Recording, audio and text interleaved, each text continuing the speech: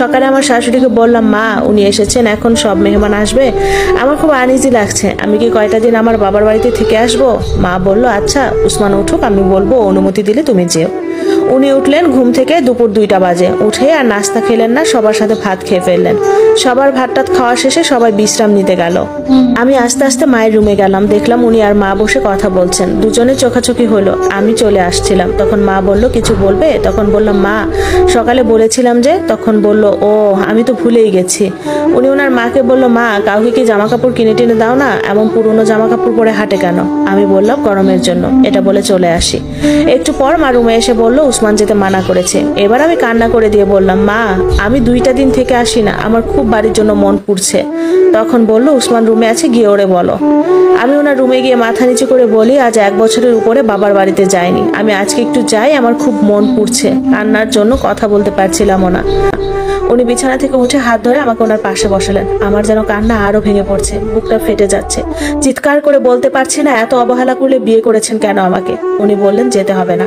এবার জোরে কান্না করে দিয়ে বললাম, একটু যাই না, সকালে চলে আসবো, দরকার হলে রাতে চলে আসবো, একটু করে যাই না। উনি আমার দিকে অনেকক্ষণ তাকিয়ে রইলেন। তারপর আমার চোখের পানি মুছিয়ে দিয়ে বললেন, আচ্ছা যাও, সকালে চলে এসো। তারপর ওনার মাকে ডাক দিয়ে বললেন, ওকে যাওয়ার সময় আমি যা আনছি তার থেকে অল্প অল্প করে সব দিয়ে ওর বাপের বাড়ির জন্য। আমি একদিন না, অনেকদিন থাকার প্রস্তুতি নিলাম, অনেক জামা কাপড় নিলাম। তারপর ওনার ছোট্ট ভাই সিএনজি ডেকে নিয়ে আসলো, সাথে নাস্তা কিনে নিয়ে আসলো, ও আমাকে দিয়ে আসবে। আমি চলে এসেছি বাবার বাড়ি। মা ভাবি সবাই বাড়ির সামনে দাঁড়ানো। গিয়ে তো সেই খুশি, সব দুঃখ শেষ। পরের ছেলে কেন আমায় এত কষ্ট দিবে? এসে তো ভাবিদের সাথে, বোনদের সাথে দুষ্টুমে হাসিতে সব ভুলেই গেলাম।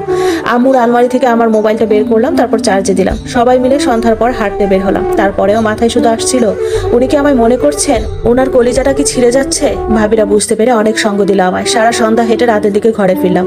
মা রান্না বান্না করে রেখেছিল, তাই সে আর ভাবিদের কষ্ট হয়নি। কেটে গেল 7 দিন, অথচ পরের দিন আমার যাওয়ার কথা ছিল। ইচ্ছে করেই আমি আর ওই বাড়িতে গেলাম না। 7 দিন পর শুধু কান্না আসতেছিল। আমি আম্মুকে জড়িয়ে ধরে কান্না করে দিয়ে বললাম, আম্মু আমার জীবনটা এমন কেন? আমি কিসের আশায় যাবো বাড়িতে? মা বলল, 2 বা 3 মাস পর তোর বোনের বিয়ে দিব, এরপর তোর আর যেতে হবে না, আর কষ্ট করে 3টা মাস ধৈর্য ধর, তোর বোনের বিয়েটা দিয়ে ফেলবো। এদিকে আমার বোনের জন্য একটা প্রস্তাব আসছে, ছেলে সৌদিতে থাকে, কোনো দাবি দেওয়া নাই তাদের, শুধু একটা সুন্দর মেয়ে চাইছে তারা। মাশাআল্লাহ, আমার ছোট্ট বোন ভীষণ সুন্দরী, বিয়ে ফাইনাল হবে হবে এমন। 15 দিন পর রাতের বেলা উসমান আসলেন আমাদের ঘরে, হাত ভর্তি বাজারের ব্যাগ, সবার জন্য জামা কাপড় নাস্তা পানি নিয়ে এসেছে, সাথে করে আমাকে নিয়ে যাবে।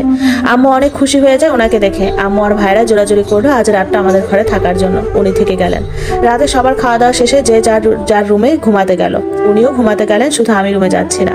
আমি আম্মু আর বোনের সাথে ঘুমাবো, কিন্তু ভাবিরা জোর করে আমাকে ওনার রুমে পাঠালেন।